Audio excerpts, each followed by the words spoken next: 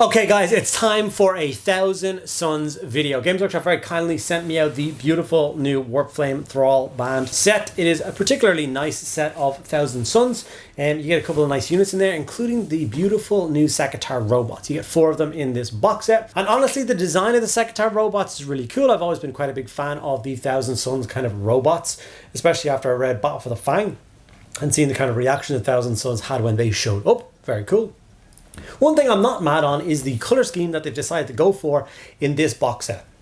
Even if you look at the front cover of this box set, you can spot all the different Thousand Sons units, and the Sekhetar robots look like they belong from a different range or a different like cohort or something. They just don't seem to match in very well. So in this video, I'm going to paint them in the traditional Thousand Sons color schemes kind of properly and see how they turn out. So hopefully you guys are excited to see that and it all works out well. So let's find out.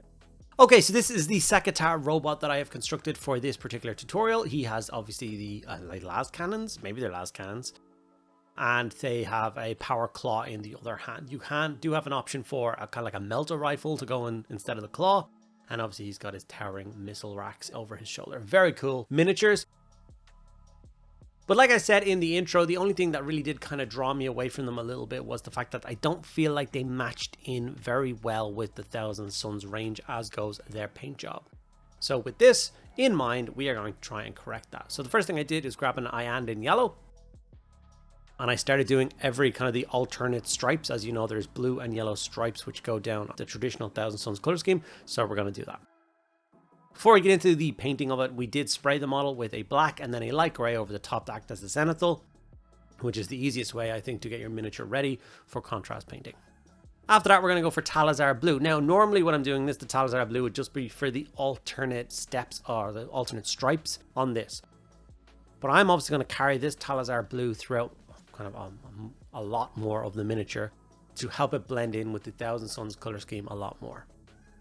So you will notice that I will paint a huge portion of this model in blue.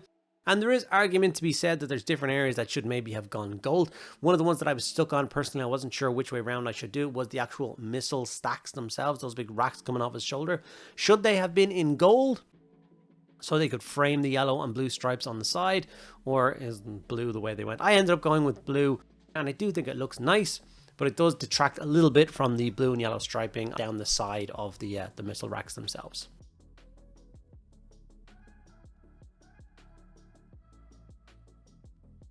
From here, we're going into Retributor Armor Gold, and we're going to use this for all of the trim. Usually trim, it just goes around all the different armor panels on this particular model, around the casing of the gun, kind of symbol on the power claw. Obviously the main chest area, the entire thing of that is going to go. And he's got a kind of very Egyptian-y style headdress on top of the helmet. We're going to do that in gold as well.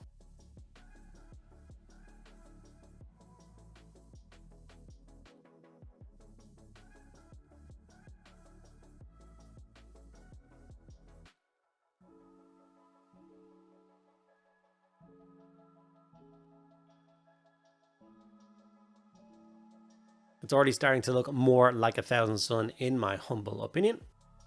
Black Templar was then introduced, and I basically did all of the cabling and pipe work that is going at the back of the miniature. Plus, if you do, it's really hard to see, it's a really awkward position, but underneath that kind of Egyptian headdress thing, there is actually like a dome, and that's supposed to represent his face.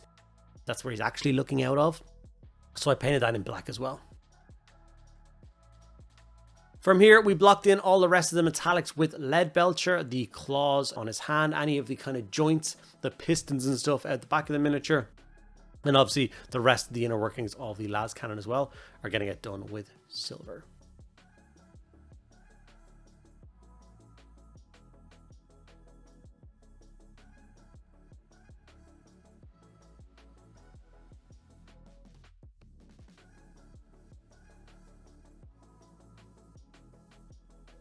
Okay, with that done, all the base coats are now on this miniature, and it's time to shade it down.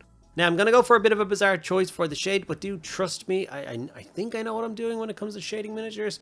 So Druchii Violet is the color of choice, and we're going to shade the entire miniature from the top of those missile stacks all the way down to the claws on his feet. Every little bit of it is going to get done in Druchii Violet. This is going to act as a really nice shade for the golds, And purple over blue does look quite nice as well. We will be working up those colors later on, but it just acts, like I said, that perfect shade for all the different colors to kind of be pulled together. And then we can start that layering process with like a fresh canvas, if you know what I mean. Here it is with the shade dry. We've obviously add some gray texture paste to the bottom of the model as well. And it's time to start the layering process. So the first thing I'm going to do is I'm going to cheat, save myself a bit of time. I'm going to go for Iron Breaker with a dry brush and dry brush all the gold. If I hit anything else, it doesn't really particularly matter because we're going to be layering up the rest of the model all as well. And the dry brush is just going to catch the sharp edges and the raised areas, which are going to get layered anyway. So this just saves you a bunch of time. So just dry brush all the gold with Iron Breaker. And then as we move on to the blue, you'll see everything get tidied up and neatened up as well. Obviously, you can dry brush the silver with this as well. And don't just ignore the other metallics. The las cannon arm will get done as well and add like a nice highlight to that. After that, we're going to go in for 1000 Suns Blue, and we're going to start the very careful layering process on that. Now, there is an option for adding a final highlight to this blue. I did not do it. I want 1000 Suns to be as quick as possible because they're not quick, to tell you the truth. I even said this when I did my original 1000 Suns Infantry, my Rubric Marine video. Originally, the name for it was Speed Painting a Rubric Marine, and I had to change the name because there's nothing speedy about it. They're a slow, cumbersome army to paint, and this guy would be no exception with the amount of trim that exists on these models. So, if you want to add more steps to it, you can of course bump up that 1000 Suns Blue with the Araman Blue highlight to that. Go for it. I'm not going to do it in this video because I quite like the final result I do get with this blue.